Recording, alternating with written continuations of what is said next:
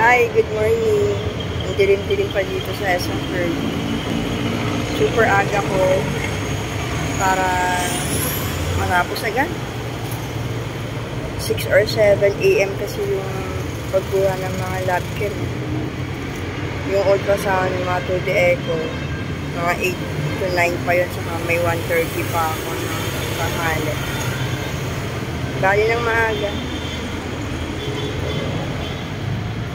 Kasi naman maghintay ako, tapos matraffic pa sa Amparo. Mag-isang dito na ako. Maya-maya lang mag-o-open na to. Ako pa lang eh. Pero mga 6:30, may kasama na ako dito mga magpapalaboratory.